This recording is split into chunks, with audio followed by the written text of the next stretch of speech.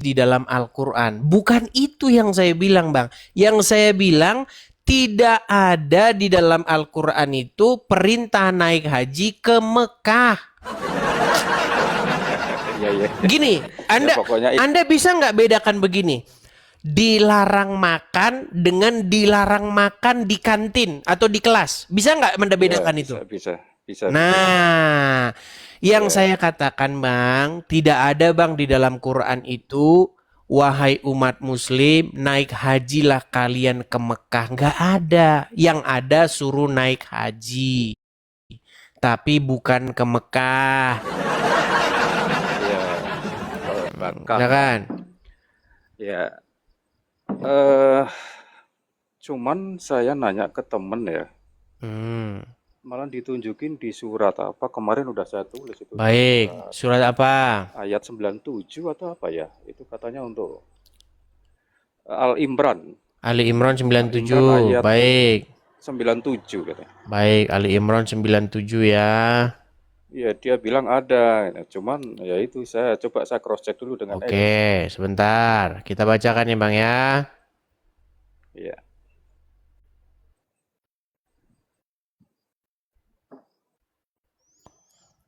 Baik, sabar Bang.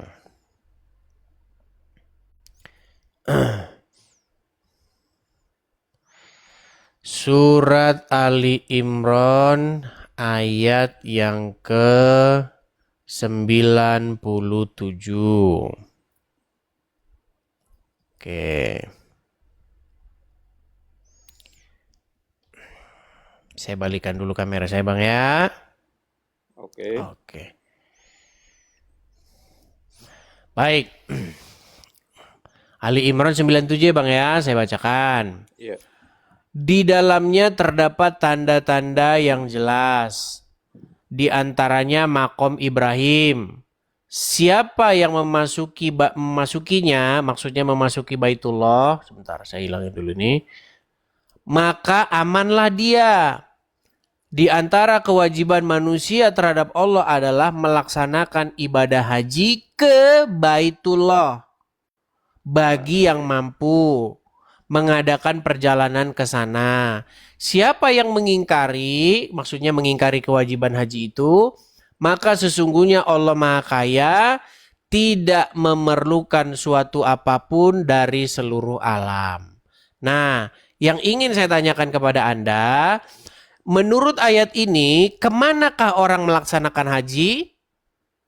Baitullah Oke, di manakah Baitullah? di Bakah. Nah, menurut surat Al-Baqarah di sebelumnya ini, Al-Baqarah 96, nih, ini Al-Baqarah 96. Perhatikan. Sesungguhnya rumah yang mula-mula dibangun untuk tempat ibadah manusia adalah Baitullah yang di Bakah. Baka, kemudian diedit, diplesetin jadi Mekah. Nah, menurut ayat ini tadi, Bang, disuruh naik haji kemana? Bakah. Baitullah ya Ke di Bakah. Baitullah. Baitullah menurut ayat ini, menurut ayat 96 ada di mana? 96 ada deh. Bakah. Iya, Baitullah Nah, di Baka. Kemudian karena memang umat muslim tidak senang Baka, digantilah Mekah. Dan celakalah mereka yang mengganti-ganti isi ayat-ayat Allah dan untuk mengharapkan keuntungan yang sedikit. Dan sesungguhnya mereka itulah yang merubah-rubah ayat-ayat Allah. Nah itu. Jadi siapa yang iya karena merubah-rubah isi Al-Quran? Tiada lain, tiada bukan adalah orang-orang Islam.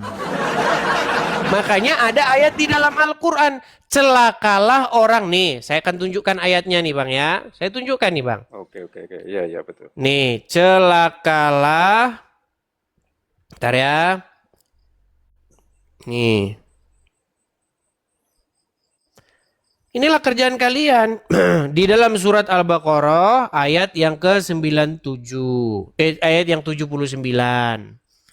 Bentar Bang ya. Al-Baqarah 79. Kelihatan kan? Ya, ya. Ha. Maka kecelakaan yang besarlah bagi orang-orang yang menulis kitab dengan tangan mereka sendiri. Lalu dikatakan ini dari Allah. Dengan maksud untuk memperoleh keuntungan yang sedikit. Dengan perbuatan itu. Nah, siapa yang mengganti-ganti tadi tulisan dari Bakkah menjadi Mekah? Apakah orang Kristen? Ulama, Iya. penerjemah Al-Quran ya, para ulama. Siapa yang mengatakan bahwa kitabnya dari Allah? Orang Muslim atau orang Kristen? Muslim. Iya, makanya saya bilang ayat ini berbicara tentang kalian sendiri. Ini loh. Kecelakaan besarlah bagi orang yang menulis kitab, yaitu kalian, dengan tangan mereka sendiri. Lalu dikatakannya ini dari Allah. Kan umat muslim berkata ini dari Allah, ini dari Allah, katanya kan. Dirubah Bakkah menjadi Mekah. Untuk apa? Biar fulus lancar, ada bisnis umroh, bisnis naik haji. Kalau bayar lebih bisa lewat jalur khusus, jalur kilat tanpa antri. Itu. Oh, bayarnya mahal. Iya. Oke, Bang, oke. kalau orang biasa, Bang, mau naik haji harus ngantri berapa tahun? Itu dulu saya pernah daftar 12 atau 11 tahun lah. Itu tahun 2015 loh itu saya pernah daftar. Coba Anda punya fulus yang kenceng, oh cepet Bang, ngantri, jalur khusus, VIP, betul nggak? Iya, iya. Iya. Makanya saya bilang demi fulus. Makanya Bang, lagian begini Bang, masa sih kita itu mau berbakti kepada Tuhan, mau menghadap kepada Tuhan, harus ke tempat tertentu. Percakapan antara Tuhan Yesus dengan perempuan Samaria itu menjadi satu tolak ukur Bang, reformasi. Ya, begini, perempuan Samaria pernah bertanya kepada Yesus begini, kata orang-orangmu, kata orang-orang Yahudi, ke Yerusalem lah orang menyembah.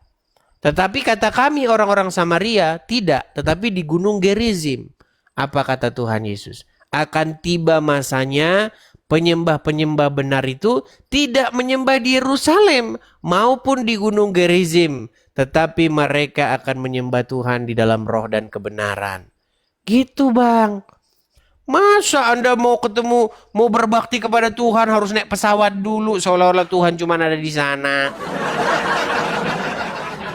Begitu Bang. Iya, Lagian iya, sampai iya, sana iya. ngapain sih Bang? Cuma lempar-lemparan batu doang. Iya, iya. Sampai Arab orang ya ngapain itu. sih? Buya Sakur pernah bilang Bang, ayolah kita jujur. Sebenarnya naik haji itu apa sih? Naik haji itu seperti mainan anak-anak Bang, kata Buya Sakur. Sampai sana camping-campingan. Betul nggak camping? Ya, Ketika mereka mau lewat itu terowongan di Madinah itu, mereka kan camping di situ. Nih, kita kasih gambarnya. Mungkin teman-teman yang Kristen banyak yang nggak tahu nih ya. Nih ya, tenda haji. Bentar. Nih di Arafah nih. Perhatikan Bang ya. Ini kan camping-campingan nih mereka ini. Saya balikin dulu kamera saya ya. Nah ini Bang, tenda-tenda haji di Arafah nih. Mereka pakai tenda-tenda di sini kan? Nih. ya betul. Ini tenda-tenda haji nih. Tenda-tenda di Arafah nih.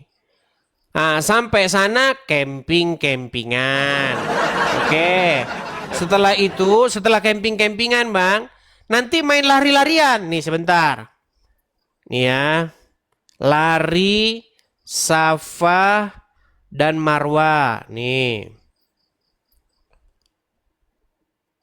Nih, mereka lari Safa dan Marwa nih. Ya kan? Iya, iya. Oke, kita bacakan saja ayatnya ya. Nih. Perhatikan nih. Kelihatan ya. Lari. Ya, berjalan antara Bukit Safa dan Marwah adalah ritual wajib dalam ibadah haji dan umroh, di mana berjamaah berjalan kaki sebanyak 7 kali lintasan di antara 2 bukit kecil. Tuh, lari Safa Marwah. Habis main lari-larian, lalu main lempar-lemparan. Nah, sebentar. Nih, sebentar ya. Lempar jumroh. Nih, lempar jumroh. Nah. Nih bang, main lempar-lemparan.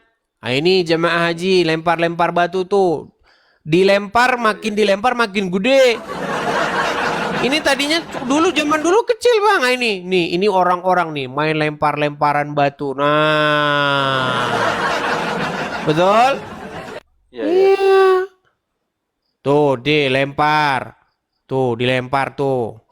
Lempar-lemparan, camping-campingan, lari-larian gitu. Kalau orang Arab yang penting sudah bayar visa belum, fulus belum, sudah booking hotel belum, ya makmur jaya sentosa mereka bang. Anda tahu nggak pendapatan mereka Arab Saudi itu dari haji bang? Pantesan di sana banyak sultan ini sultan gitu bang. Habis bang kita dikerjain bang, habis. Gitu bang. Oke, oke, terima kasih. Ya itu kadang kalau nanya ke Ustadz dengan gampangnya mereka kan saya pernah nanya juga, ini kan Bakkah. Bakkah itu sebenarnya kota di mana langsung dia bilang, oh itu Bakkah itu Mekah, Mekah. Setiap saya nanya Ustadz Iya. itu melulu Iya siapa namanya itu? Enggak, namanya kita orang sudah seneng dirubah-rubah kok. saya penasaran, saya justru pengen nyari Al-Quran yang lama yang belum pernah dirubah dan mau nyari yang tahu sejarah. Ini Bakkah nih nama apa nih? Harusnya nama tempat kan kota di sana. Di mana ini sebenarnya? Saya pengen nyari itu data-data itu. Apa sih susahnya bagi Allah untuk mengganti huruf B itu dengan huruf M? Kalau memang itu Mekah, kenapa Allah nggak tulis saja di situ Mekah? Kenapa harus Bakkah? Huruf M sama B itu kan sama. Misalnya ini namanya saya pergi ke kecamatan. Siapa namamu? Mudi. Mudi? Budi. Mudi apa Budi? Sama. Loh kenapa sama? Loh sini kamu muslim. Ya. Ini tulisannya apa? Baka. Baka itu Mekah nggak? Mekah. Oh berarti Baka sama Mekah sama. Berarti Mudi sama Budi sama. Gitu. Gimana ini? Iya, iya, iya, iya, iya, iya. Gitu Ya, bang. oke, oke, terima kasih. Terus ini nih sebenarnya saya masih apa juga kan teman-teman saya itu banyak juga yang Kristen kan etis kalau apa namanya narasi kan di apa ya sebenarnya kitab sebelum Al-Quran terdapat petunjuk dan cahaya. Tanyalah kepada ahli kitab yang sebelumnya dan kitab yang Betul, sebelumnya. betul. Nah, saya kan membaca kayak apa namanya ya Taurat itu Ten Command dan nah cuman yang Injil ini saya juga pengen nanya apa sebenarnya petunjuk dan cahayanya itu apa? Mungkin Di Edi dalam coba poin-poin Injil utamanya aja. itu, di dalam Injil itu petunjuk dan cahayanya itu sudah jelas. Kata Tuhan Yesus, akulah jalan dan kebenaran dan hidup. Begitu bang. Oke, Jadi makanya ya kita saya semua manusia itu harus mengikuti Tuhan Yesus bang. Jangan ngikutin orang yang dia sendiri tidak tahu dia mau kemana. Bang, ya Muhammad itu di dalam Al-Quran disuruh berkata dia itu tidak tahu apa yang akan terjadi terhadap dirinya maupun terhadap pengikutnya. ya saya pernah dengar itu. Iya. Tetapi umat muslim maksa. Pokoknya Muhammad masuk surga. Oh enggak itu kan si apa dulu Dokter Quraisy ya pernah bilang enggak itu enggak Iya. benar kan. Muhammad itu pernah ditanya dia itu. Apakah engkau pasti masuk surga? Muhammad bilang tidak. Sekalipun aku tidak dijamin masuk surga kecuali atas rahmat. Nah, masalahnya Muhammad mendapat rahmat enggak? Di dalam Al-Quran enggak ada dikatakan Muhammad mendapat rahmat. Gitu. Ya, So, kita berikan kesempatan ya kepada muslim yang lain ya. Soalnya muslim-muslim yang lain tuh pada mereka gregetan. Oke? ya saya juga kadang kasihan kayak Edi, saya sabar gitu ngadepin orang yang ditanya A jawabnya B, jadi itu. Iya. Makanya Itu semakin hari jangan cuman kasihan nih, harus kirim paramek, kirim bodrek, kirimkan ayam gitu kan. Kirim begini dibiarin aja. saya aja ketawa-ketawa sendiri kadang, aduh. Oke. B Oke, nggak, B kita nggak. Ya kasih udah, kesempatan ya makasih kepada tadi. muslim Oke, lain oke, ya. ya, oke, oke, ya, ya, Oke, ya. terima kasih Grosen ya. Iya, makanya kirim paramek, bodrek gitu. Karena kalian tahu nih, saya ini mengalami yang namanya gangguan gangguan kesestabilan. Karena apa? Yang dihadapin ngeyel, budek, lelet, lemot. Gimana nggak stres coba? Ada orang datang ke sini, berisik backgroundnya kan. Wah, klontang klonteng klonteng gitu. Pokoknya berisik lah. Saya tanya, Muslim bang? Iya. Abang di mana bang? Kok berisik bang? Lagi di mana bang? Kok berisik? Di Surabaya. Katanya. Padahal yang dimaksud itu, yang ditanya itu lagi di peruangan mana, bukan pelayanan lokasi. Kan susah kita diskusi kayak begitu. Oke, kita kasih lanjut, ada Usman Salsina. Ya. Herman saya sudah. Ya, Usman. Halo Usman. Oke. Selamat Bang malam, Bang. Usman, saya tanya dulu Bang. Abang Muslim Bang? Tidak, saya dari Kristen Katolik. Tapi kok namanya Usman? Ya, itu bekas itu. Ya. Tadinya Anda Muslim. Enggak, saya sudah bilang saya Kristen Katolik aja. Bagus. Bekas-bekas apa maksudnya? Itu kalau nama itu rahasianya, Bang. Gini, Bang, saya Kristen Katolik. Ah, ini abang ini juga. Abang nggak boleh begitu. Jujur dulu. Saya turunkan dulu di bawah. Ini bekas-bekas Enggak, apa? Bekas. Gini. Janganlah kita itu berdusta. Kalau di dalam ajaran agama Islam, boleh dusta itu dibolehkan di dalam 3 perkara. Nah, kalau kita jangan begitu ya. Oke, Adela ini kayaknya ini dari cara ngomongnya kayaknya dari orang Karo ya, betul? Betul. Betul. Kalau orang Karo itu apa? Beru apa? Sinulingga. Sinulingga. Gua Oke kan lah. kayak bulangnya. Oi. Abang orang apa? Orang Lampung. Bandar Lampung? Iya, pernah ke Lampung? Belum. Belum. Bang di situ kata orang ini. Abang suku apa? Suku Batak. Sumpah. Yakin Terus lah, abang sumpah, kok Bang. tahu aku Karo? Ya dari cara ngomongnya, Kenapa, Bang Wan? dari cara ngomongnya begitu kam gitu kan biasanya orang Karo itu pasti. Gak mungkin kam Iya. tapi orang Sumedang kan gitu. Iya, tapi kok bisa tahu ya gitu? Ya tahu lah, masa nggak tahu? Tapi Bisa-bisanya ngomong-ngomong tahu. Adel, itu filtermu filter apa itu? Kenapa jadi begitu? Coba tanpa filter coba. Kenapa? Iya kalau ini udah tanpa filter. Kenapa? Coba tanpa filter, coba.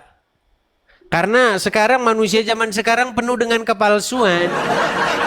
Aku nggak palsu. Ya udah coba tanpa filter kalau begitu. Coba tanpa filter. Palsu loh, agak lain abang ini weh.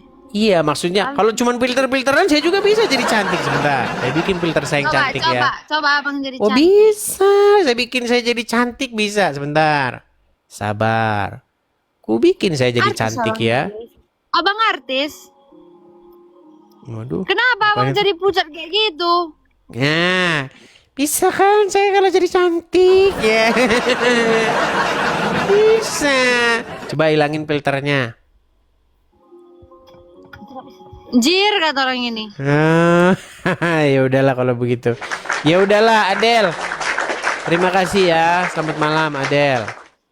Abang Edis TV itu Edis apa? Jelas. Nyam. Kalau orang cantik bisa orang filter-filteran sekarang ini saudara-saudara.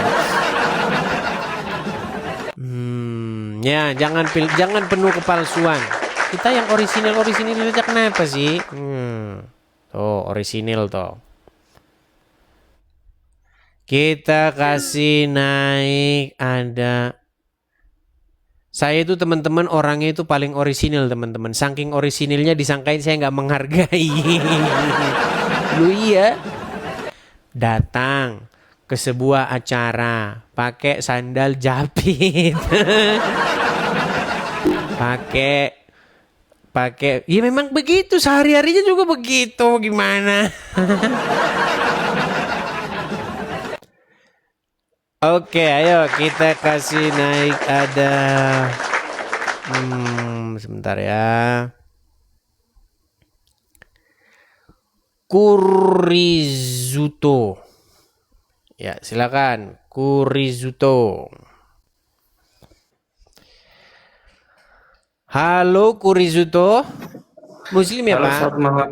Selamat malam, Bang Edis. Selamat malam juga, Bang. Muslim ya, Bang ya? Kebetulan saya Kristen Katolik. Ada pertanyaan yang mau saya tanyakan. Apa itu, Bang? Silakan, Bang. Ini pertanyaan tapi dari teman saya ya, Bang. Apa itu? Teman Anda Muslim atau Kristen? Muslim. Oke, Gitu. apa pertanyaannya? Penyalipan Yesus itu karya Allah atau karya setan? Penyaliban Yesus karya. Ini lagi pertanyaan. Oke, maksudnya karya itu apa, Bang? Maksudnya penyaliban karya itu saya tanya dulu, Bang. Apa itu karya itu maksudnya? Kita Karya bicara itu- salib dulu, Bang ya. Kita bicara salib dulu, Bang. Salib itu apa sih, Bang? Mbak ya, kita bahas dulu, Bang ya, salib dan asal usulnya ya. Kalau Anda katakan bahwa salib itu karya daripada Tuhan itu, Anda sebenarnya sedang melawan yang namanya sejarah, Bang. Bentar. Kadang-kadang kita ngomong salib ini Anda nggak ngerti salib yang saya maksud itu apa ya. Bentar. Sabar ya, Bang ya. Sabar, Bang. Salib itu, Bang, itu bentuk daripada penyiksaan, Bang. Nih ya, saya kasih tunjuk kepada Anda asal usul salib ya.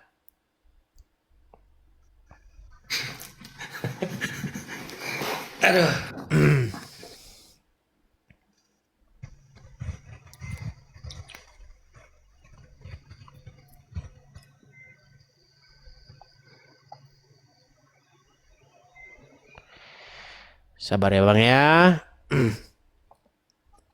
Oke, sumber kita dari Wikipedia ya, Bang ya. Nih. Kita akan bacakan dulu sumber-sumber ya. Oke.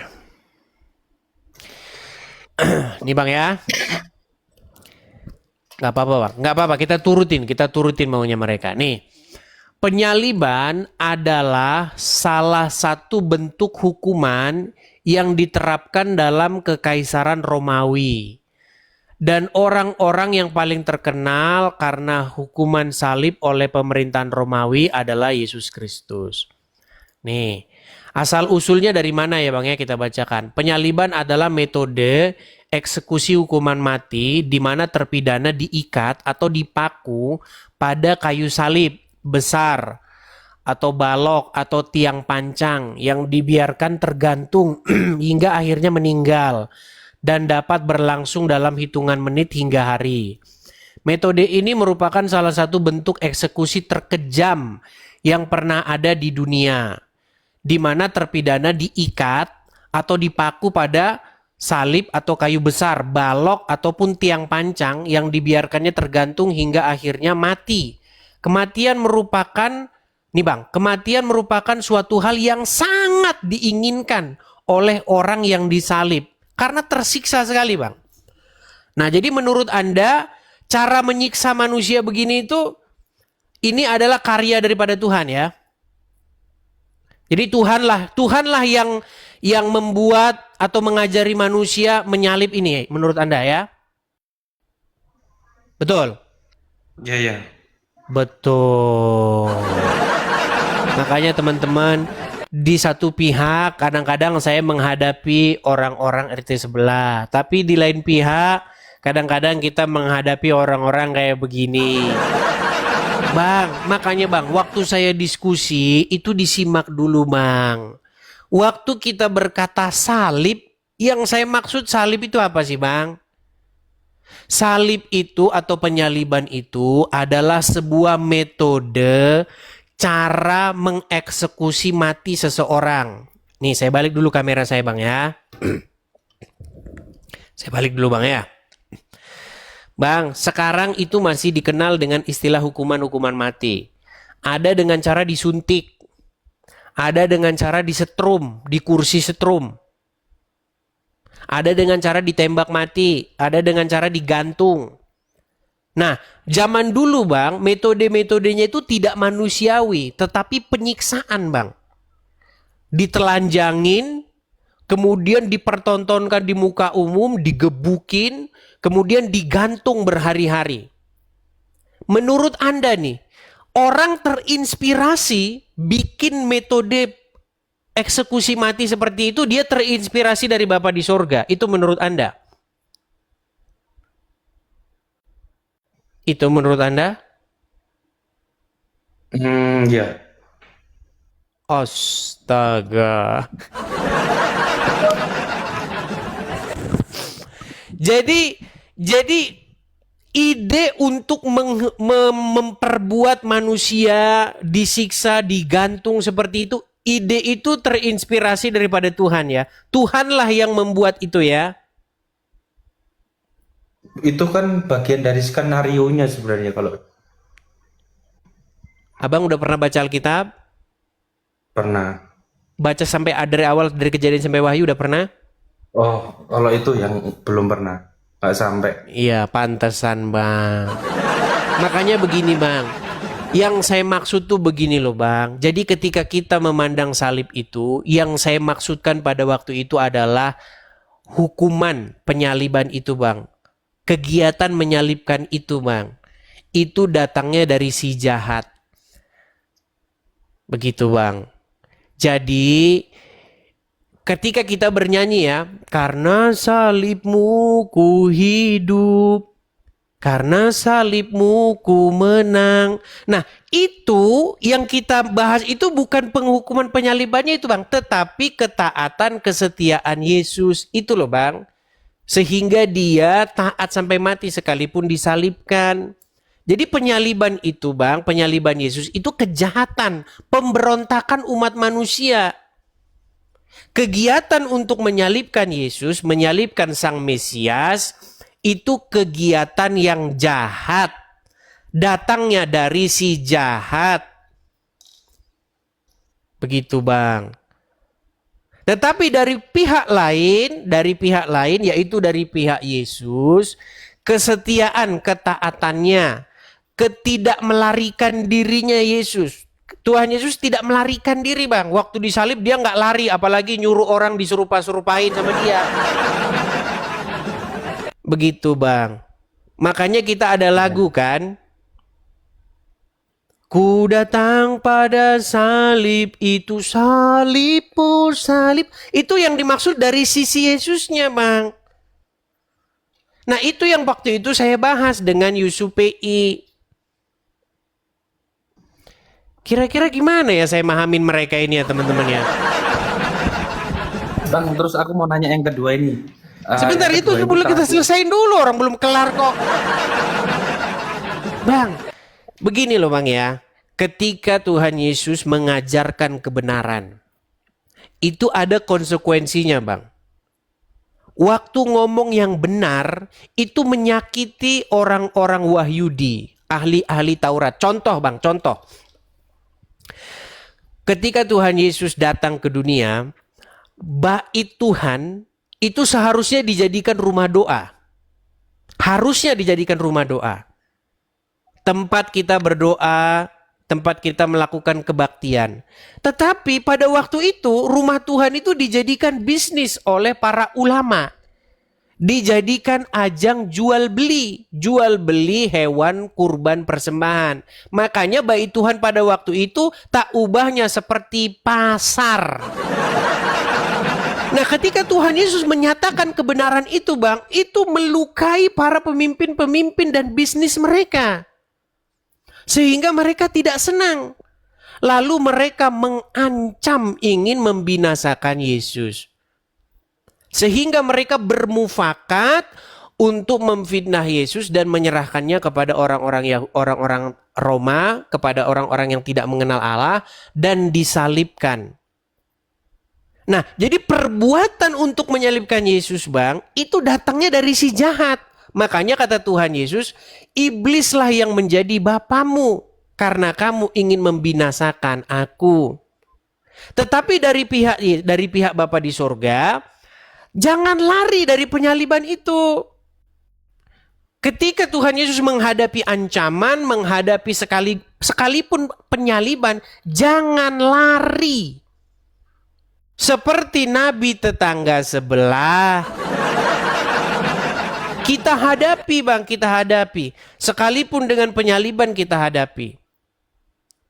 Seperti itu Bang. Nah, kesetiaan, ketaatan Yesus, sekalipun disalibkan itu, sampai titik darah penghabisan, nah itulah Bang, keselamatan kita. Begitu. Kalau nggak paham-paham juga, ya susah kalau begini Bang.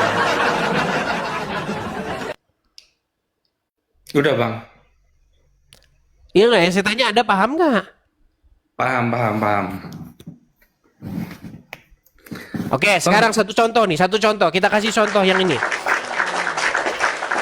Semoga nggak ada lagi Bang yang nanya-nanya ini lagi besok. Saya kasih contoh Bang. Kalau Anda seorang penginjil Bang.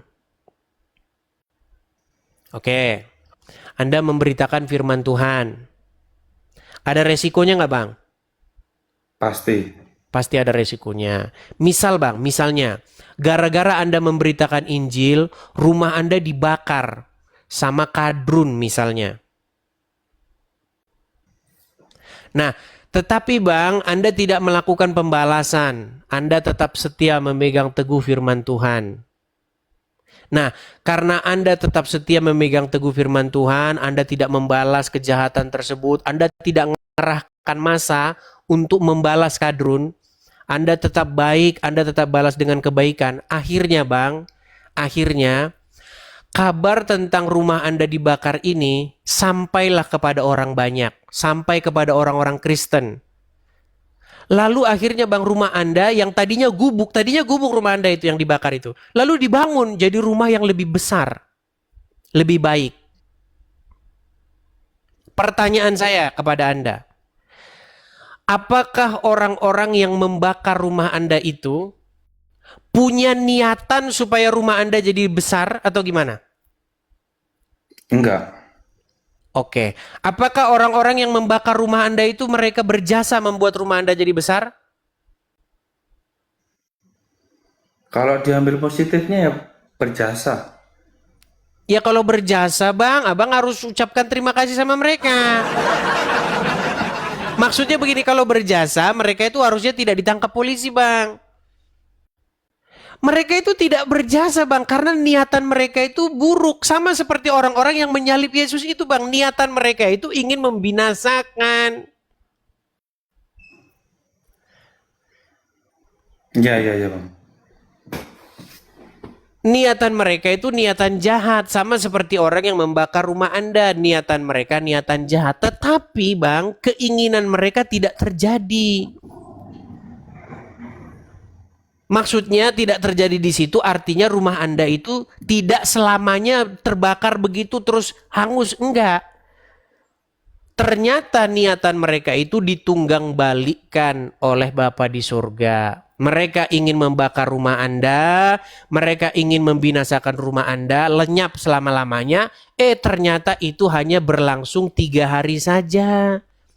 Setelah 3 hari kemudian, rumah Anda malah makin besar. Kan begitu. Sama dengan peristiwa penyaliban begitu bang. Niatan mereka itu ya niatan jahat. Niatan mereka ingin membinasakan Yesus. Tetapi Bapa di surga membangkitkan Yesus pada hari yang ketiga. Begitu bang. Jadi kalau pertanyaan Anda, karya penyaliban itu karya siapa? Yang Anda maksud ini penyaliban mana maksudnya? Kesetiaan Yesus kah? Sehingga dia menghadapi penyaliban itu sampai mati? Atau yang mana? Apa yang Anda maksud penyaliban itu? Karena kalau ngomong penyaliban itu kan orang-orang yang menyalib Yesus dan Yesus yang menghadapi mereka. Kan itu. Ada 2 sisi itu bang. Begitu bang. Tetapi kalau yang Anda maksud penyaliban di situ maksudnya adalah kesetiaan Yesus kepada Bapa di surga, rela disalibkan, itu tentu datang dari pihak Bapa di surga. Begitu bang. Ya berarti karya Allah begitulah ya. Ia berbicara mengenai kesetiaan Yesus menghadapi penyaliban tersebut. Karena di Taman Getsemani kan Tuhan Yesus berdoa kepada Bapa di surga. Ya Bapa, bukan kehendakku yang terjadi, melainkan kehendak-Mu. Apa kehendak Bapa di surga itu? Untuk menghadapi penyaliban itu. Begitu bang. Ya bang. Seperti itu. Oke? Sudah. Semoga Anda paham ya bang ya.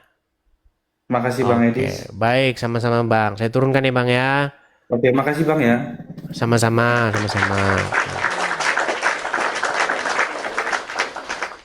Ya, kadang-kadang teman-teman banyak orang itu ngikutin omongan-omongan orang latah. Dia nggak ngerti apa yang saya omongin. Contohnya siapa? Deking Geragas, MYM, Rudi Iskariot. Nah itu sama itu. Seperti itu ya. Nah, ya silakan. Kita kasih naik ada. Lagian teman-teman silakan nonton saja ya. Itu udah saya upload loh videonya di YouTube saya. Tonton ya. Muhammad David ya silakan. Halo Bang Edis. Ya silakan Bang, nyalakan kamera Bang. Muhammad David. Abang dongeng mulu dari tadi. Iya, nyalakan kamera dulu lah. Jangan dongeng terus Bang. Yang dongeng itu dada Muhammad dibelah. Dibuka, diambil. Gimana? Ini mau Anda dongeng nih? Maka dibelahlah dada Muhammad. Diambil hatinya, dicuci pakai air jam-jam, dicuci. Itu yang dongeng. Kenapa Abang benci? Abang malah enggak. Ya udah, kamu berani nggak nyalakan kamera? Nggak bisa, gini aja. Berani nggak kamu? Udah tidur sana, tidur di bawah sana. Begini, saya kasih tahu sama kalian. Apa ciri-ciri dongeng? Nih ya, saya kasih tahu. Tahun 2014, saya pernah mengajar orang-orang sekelompok mahasiswa dari Universitas Islam Indonesia, UIN. Ya. Nah, jadi teman-teman, pada waktu itu sekitar 2014 itu saya bilang begini. Dari mana kita bisa mengetahui bahwa sesuatu itu dongeng atau peristiwa yang benar-benar sejarah? Contoh, saya kasih contoh ya. Tanya, Kalau apakah kita itu bicara peristiwa, apakah itu dongeng. historical, apakah itu peristiwa-peristiwa yang historis, benar-benar terjadi, atau hanya dongeng? Benar. Benar terjadi? Edis kan tadi Edis kan tadi bernarasi. Oke, berarti dadanya Dengar, dibelah. kan? Mulai. Tadi kan Edis bernarasi, yang namanya dongeng itu tidak ada sejarahnya. Setuju kan? Bukan itu yang saya bilang. yang namanya kasus dongeng. emas. Sebentar, saya ulangi Iya, lagi. Kasus emas 8 tadi, apakah itu dongeng atau tidak? Bisa dibuktikan. Itu kan Edis ingin Bukan bertanyakan. itu yang saya bahas, bukan itu. Oke. Apakah peristiwa itu benar-benar terjadi di alam nyata atau hanya dongeng-dongeng saja? Benar. Benar. Oke, baik. Berarti dada Muhammad betul-betul dibelah. Kenapa jadinya kalau dibelah dipasang balik Yesus saja bisa mati hidup lagi? Lah, ditanya apa? Lari apa? Saya tanya dulu, berarti benar-benar dibelah dadanya. Dibelah dalam arti kata dimasukkan yang kebaikan tadi. Oke. Yang berupa emas Kebaikan tadi. itu sebentar, saya tanya kepada Anda. Kebaikan itu wujudnya kayak apa?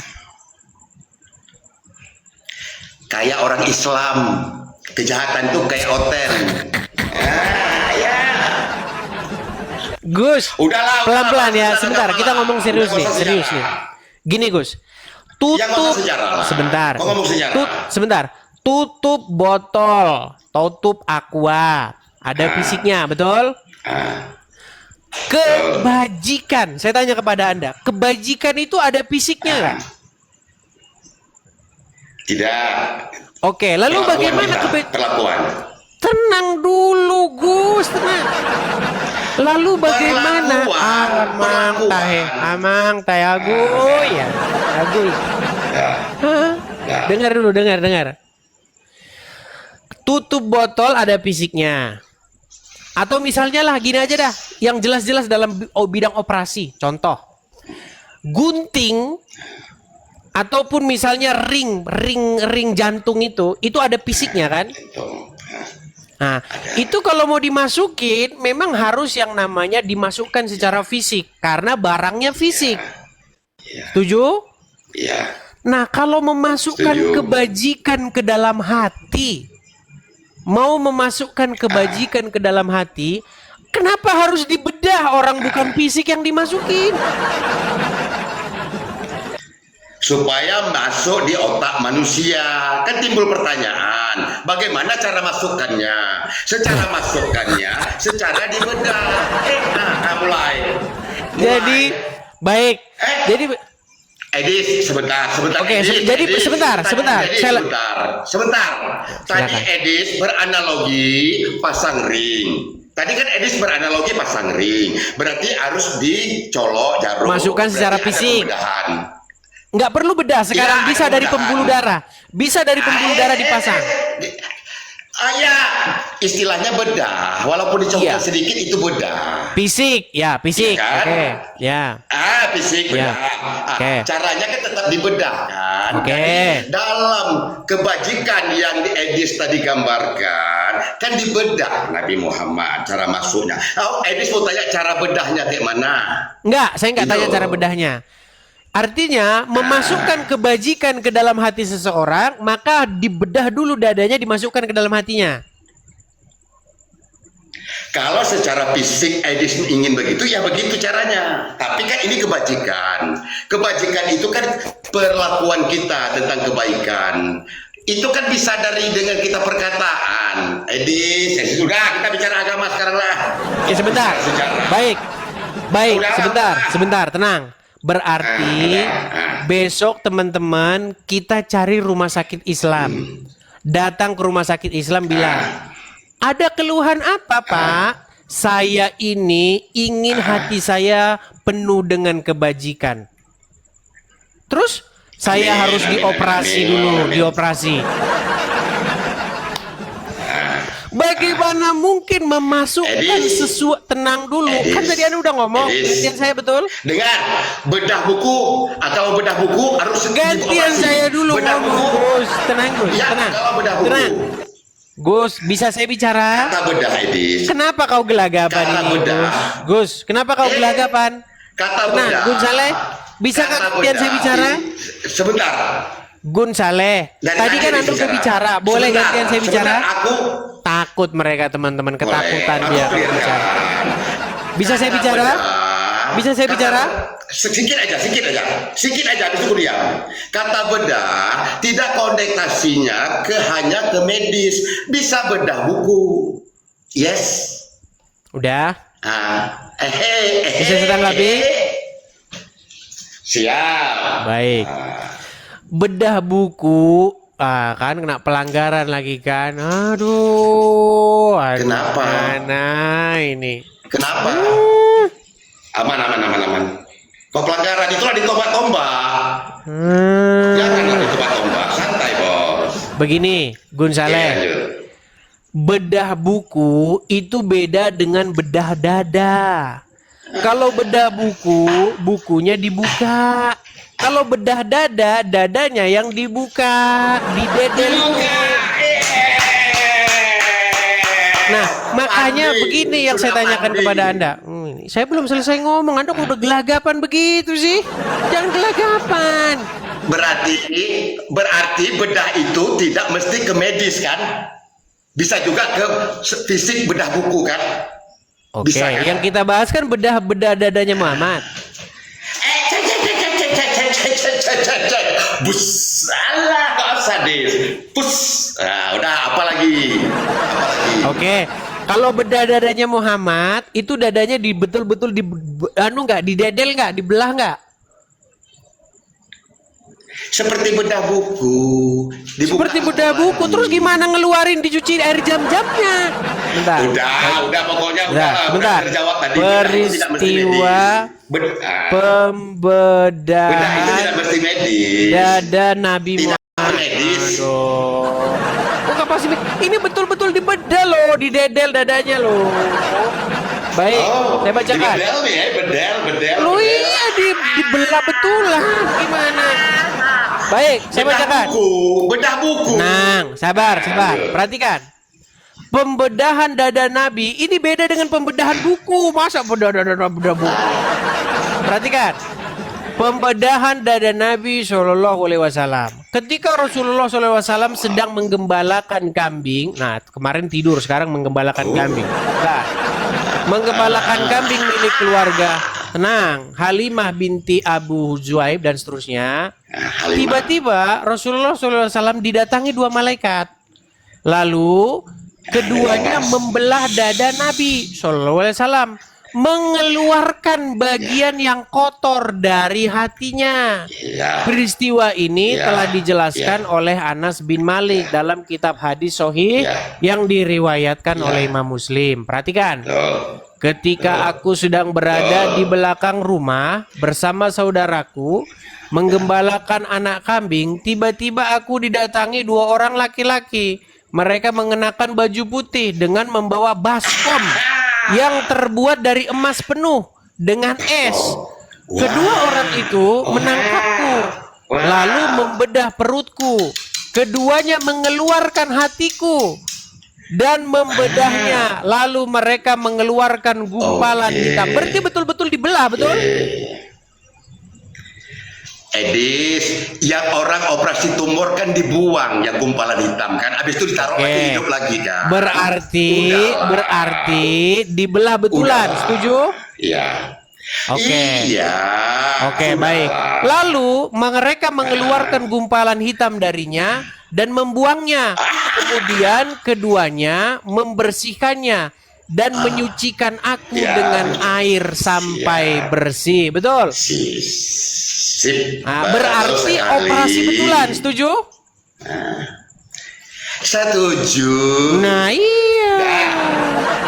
Sudah. Jadi jangan Anda bilang bedah Oke, buku. ya. Gimana? Tadi tanya Baik. istilah bedah. Bentar, saya Tadi teruskan kan dulu. bahas bedah. Saya teruskan. Oke. Berarti menurut Anda kalau ada orang punya penyakit iri hati, dengki, berarti ke rumah sakit Islam supaya dioperasi, supaya iri dan dengkinya itu dikeluarkan dari hatinya. Setuju? Setuju? Sekarang ada sistem laser, pakai laser bisa. Oh, Sekarang pakai bisa laser. Oke, baik, pakai laser. Bentar, pakai laser sebentar. Nah, berarti pakai laser, Pak. Tolong Pak, di laser dulu ini Pak. Penyakit iri hatinya ini di laser dulu. Betul, Batu karang. betul. Ada batu karang. Ya, hati saya kotor. Pakai Oke, laser. berarti penyakit hati itu ada bentuk fisiknya di situ, ada anunya, ada wujudnya. Kayak bersihkan tato, nggak perlu operasi pakai laser. Gitu. Makanya teman-teman, ya Gantian. kirim kalian bodrek itu Gantian. teman-teman, bodrek. Gantian lah. Oke, sekarang terakhir. Rindu. Sekarang terakhir. Ah, Lalu pada waktu Muhammad dilahirkan itu, siapa pemerintahan siapa di situ? Siapa raja wilayah di tempat itu? nanti aku cari. Kalau itu yang ditanya aku cari nanti. Cari. Itu bukan Al-Quran. Yang Ya sudah, disuruh intinya berarti kami. Muhammad tidak jelas dilahirkan pada masa pemerintahan siapa. Setuju? Ya udah gantian. Iya, maka kita simpulkan tidak lain tidak Gantian. bukan hanyalah dongeng-dongeng Oke, saja. Ya Baik, gantian. terima kasih, Oke. Bung Saleh. Terima kasih. Gantian. Belajar dulu. Gantian Kamu udah kena satunya. pelanggaran. Nah, kena pelanggaran kamu.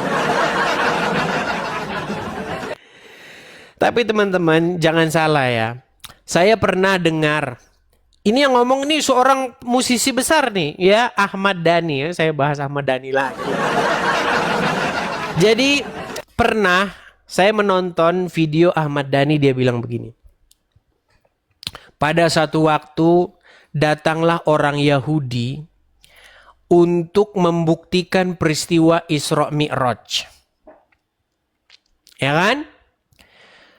Nonton sendiri videonya, ada itu, videonya masih ada. Cari aja video Ahmad Dhani itu. Nah, Ahmad Dhani, bayangkan sekali Ahmad Dhani loh. Kalau udah ngomong agama, ya seperti biasa mendadak pikun. Jadi tiba-tiba kan banyak orang nggak percaya nih tentang Isra Mi'rajnya Muhammad. Lalu orang tersebut berkata begini, coba angkat kakimu satu. Angkat, berdiri satu kaki. Coba yang satunya angkat lagi, jatuh dia. Tertawa dia. Lalu sahabat Muhammad, katanya sahabat Muhammad mencabut pedang, srash. Ketika mencabut pedang, ditebaslah katanya itu jadi dua bagian. Wow. Ahmad Dhani yang cerita ini, ada videonya. Nanti teman-teman bisa edit omongan saya ini dan tempelin dengan videonya Ahmad Dhani. Pertanyaan saya, apakah Muhammad, para sahabatnya dan orang tersebut hidup di hutan? Enak aja lo main tebas-tebas, emang di hutan? Saya heran, ketika saya mempelajari sosok Muhammad yang digambarkan oleh orang-orang Islam ini teman-teman.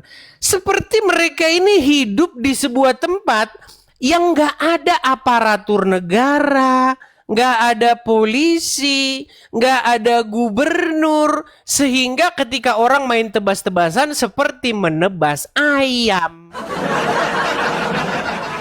Heran loh.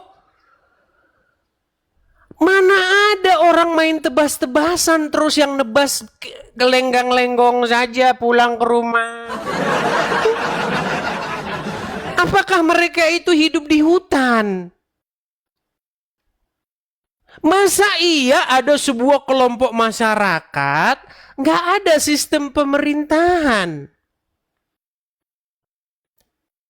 Makanya teman-teman mendengar cerita itu saya teringat dengan buku yang ditulis oleh Robert Spencer. Apakah Muhammad itu sungguh benar-benar ada? Tapi ingat teman-teman, buku itu tidak menyangkal Muhammad itu tokoh historis. Dia tidak menyangkal. Dia hanya berkata begini, sesungguhnya Muhammad yang disajikan oleh umat-umat Islam itu lebih mirip seperti Muhammad yang legenda ketimbang Muhammad yang historis. Jadi sebenarnya teman-teman, marilah kita mencari apa yang sungguh benar-benar dikerjakan, dikatakan oleh Muhammad. Itu yang benar-benar kita cari.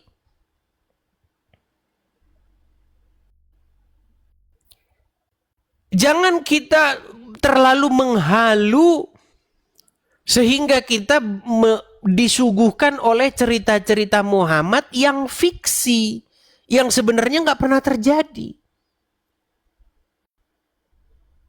Gitu loh. Makanya kita harus mencari benar-benar figur Muhammad yang historis. Begitu teman-teman ya.